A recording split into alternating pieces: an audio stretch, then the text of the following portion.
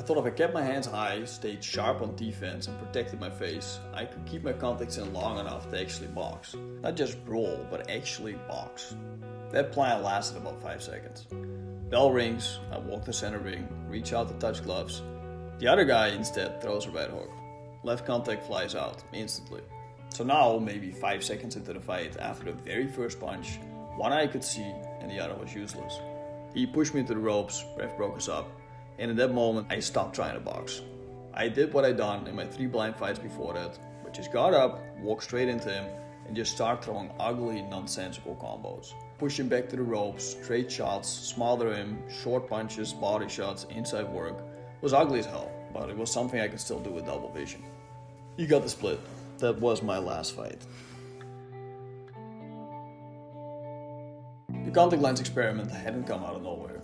Boxing Canada, probably for a good reason, didn't allow anyone with uncorrected vision worse than minus 3.5 into the ring. Mine was almost double that, minus 6.5. But I did it anyway, bluffing my way through the medicals. I'd heard Joe Frazier fought with one bad eye and beat Muhammad Ali, and my teenage brain took that to mean if he could do that with one bad eye, I could at least fight with 2. So I did. I trained in this dusty backyard gym with no washroom, no sink, nowhere clean to put contacts in. So I'd spar wearing them until they got punched out. And when they did, that was usually the end of the session for me. In competition, I figured it wouldn't make that much difference whether I wore them or not. Minus 6.5 probably sounds like near blindness, but it's not. You can still see movement and tell where someone is, but what you lose is detail. You can't see the face clearly, and you can't really read the arms, and distance especially is very hard to judge. After my first fight, I realized pretty quickly that I couldn't box the way I wanted without vision.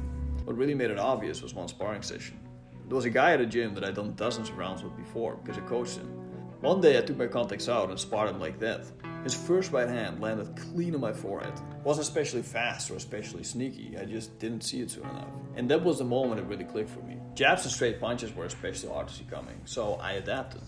The second the bell rang, I closed distance. Because once you're inside, boxing becomes a lot less visual. You rely more on rhythm, muscle memory, and habit. If you've done enough rounds, the body starts to know what usually comes next. I remember one fight where by round 2 I'd figured out the guy liked to come in with the same 4-punch sequence every time.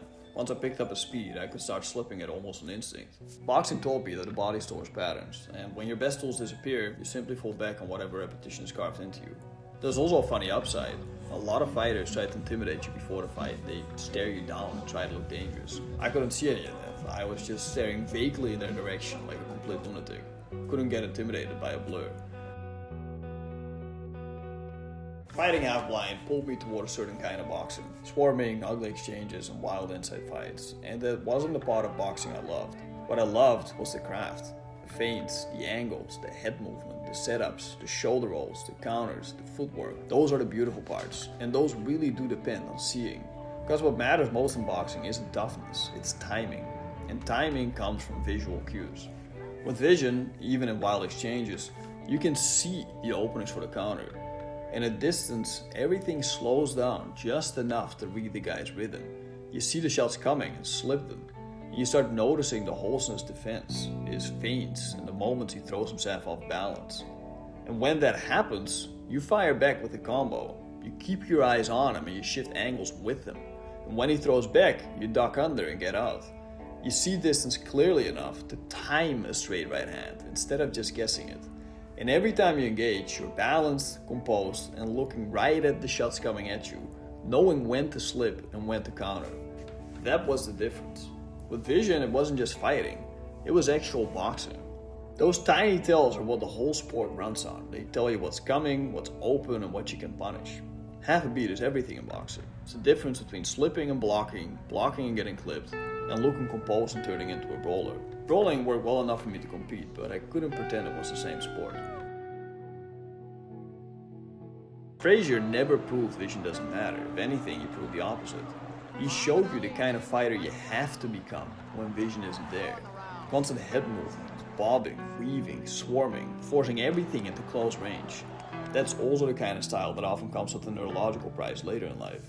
Later, when I started coaching, I was reminded what boxing looks like when you can actually read the fight. We had this program where we take complete beginners and train them for 3 months for a charity bout. So I remember one guy getting battered in the first round because he kept backing straight up while the other guy swarmed him. Between rounds I told him to stop retreating in a straight line and plant his feet and throw a hook. Next round, he did exactly that, timed it perfectly. One punch, fight was over. That to me is what boxing really is. The ability to stay calm, to see what needs to change.